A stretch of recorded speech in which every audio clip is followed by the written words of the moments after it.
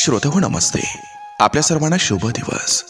श्रोते हो, सहनशीलता हा सद्गुण प्रत्येक व्यक्तीमध्ये असलाच पाहिजे. किरकोळ गोष्टींना आरेला कारे हे करून जमत नसतंय. काही गोष्टी या समजून घ्याव्याच लागत असतात आणि तितका समजूतदारपणा हा आपल्यात असला पाहिजे. श्रोते हो, पण याचा अर्थ असा नाही की समोरच्याने कसंही वागलं तरी आपण शांतच बसायचं. कोणत्याही गोष्टीचा अतिरेक हा कधीच चांगला नसतोय. त्यामधून इतरांना धोका असेल, त्रास होत असेल तर ते वेळेस थांबवलं पाहिजे. मग अशा वेळेस साम दाम दंड यापैकी योग्य वापर करून वेळीच लगाम घालणं योग्य असतंय आणि ते जास्तीचं योग्य ठरत असतंय. श्रोते हो, अन्याय सहन करणं किंवा अन्याय होत असताना उघड्या डोळ्यानं पाहणं हे शहाणपणाचं लक्षण असतंय. अशी सहनशीलता ही कोणत्याही कामाची नसते. म्हणून श्रोते हो, सकारात्मक भाव ठेवून काही ठराविक मर्यादेपर्यंत आपण सहनशील राहू. पण त्याचा गैरफायदा घेऊन जर कोणी अन्यायकारक वागत असेल, जर कोणी अन्याय करत असेल तर त्याला नक्कीच प्रतिकार करत राहा.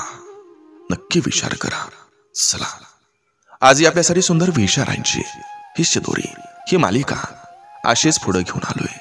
चला करूया सुरुवात सुंदर विचारांना, सुंदर सुविचारांना.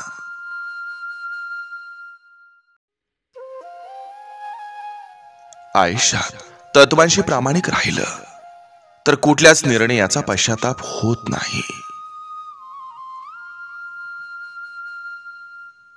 विचारांच्या शक्तीचा भविष्यावर परिणाम होत असतो. किती होतो, कसा होतो हे ज्यांच्या त्यांच्या विचारावर अवलंबून असतं.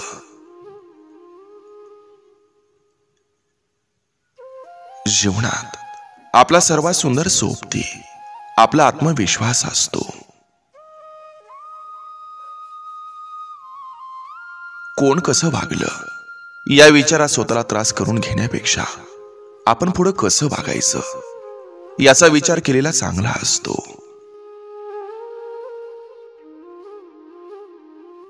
नात्यात तलप असावी चहासारखी, रोज घेतला तरी न जाणारी. डोळे आणि स्पर्श शब्दांपेक्षा छान बोलतात.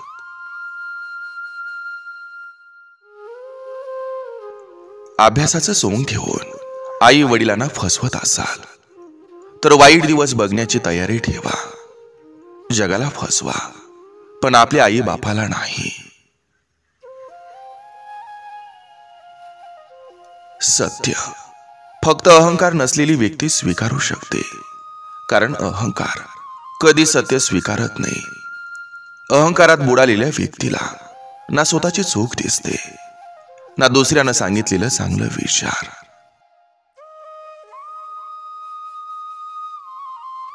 तुम्ही कसं जगता यापेक्षा तुम्ही कसं वागता हे महत्वाचं असतं. शिक्षणाला वेळेवर जर सिरियसली घेतलं नाही तर आयुष्य प्रत्येक वेळी तुमची कॉमेडी करतं.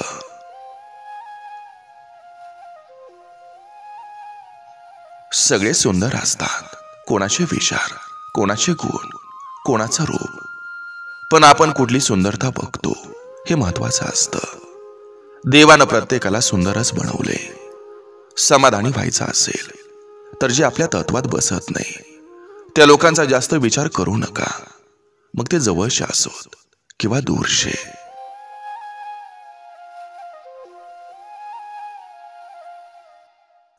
कष्ट आणि धाडस केल्याशिवाय आयुष्यातील कोणतेही स्वप्न हे पूर्ण होत नाहीत. आयुष्यात अनेक वेळा आपण मोठ्या मोठ्या समस्यातून बाहेर पडत असतो. जणू कोणीतरी आपल्याला साथ देत असतं आणि त्या अदृश्य शक्तीलाच आपण देव म्हणत असतो.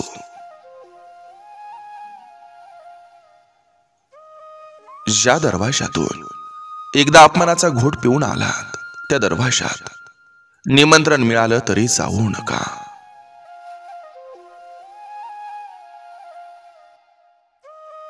सर्वात जास्त ताकद ही मनाविरुद्ध घडणाऱ्या गोष्टी शांतपणे पाहण्यात लागते.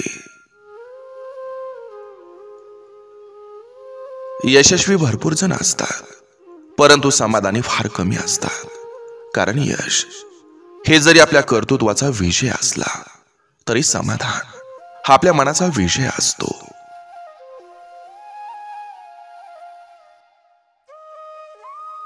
नात्यात होणाऱ्या चुका या कधीही प्रेमापेक्षा मोठ्या नसतात, म्हणून त्या लगेच माफ करून टाकायच्या असतात.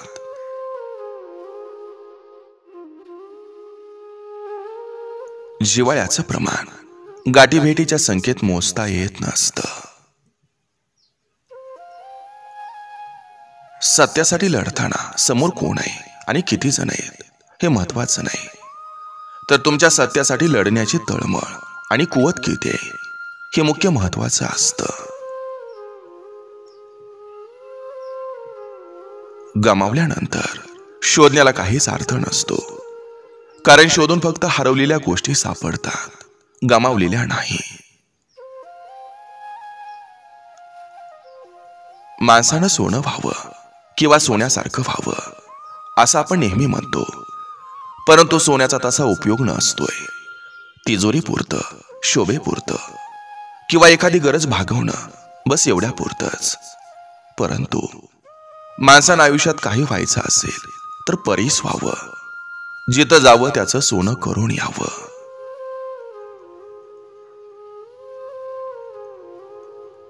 खरं समोर आल्यावर सुद्धा जो माणूस खोट्यावर खोटं बोलतो तो माणूस कधीही सुधारू शकत नाही आणि कोणाच्याही मनात जागा मिळवू शकत नाही.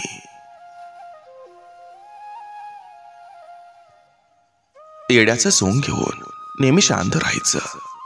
कोण किती बाराच आहे ते आपोआप कळतं. आपली अर्धी सुंदरता ही आपल्या बोलण्याच्या पद्धतीत असते.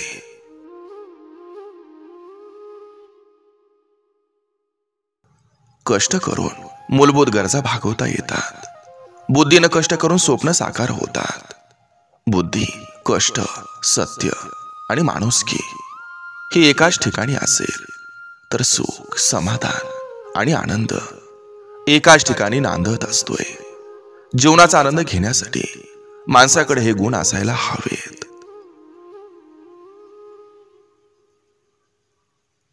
कोणत्याही गोष्टीची उणीव भासल्याखेरीज तिची खरी किंमत कळत नसते. मनातलं सारं काही सांगण्यासाठी समोर मनासारखा माणूस असावा लागतो. एवढं असूनही चालत नाही, त्या माणसालाही मन असावं लागतं.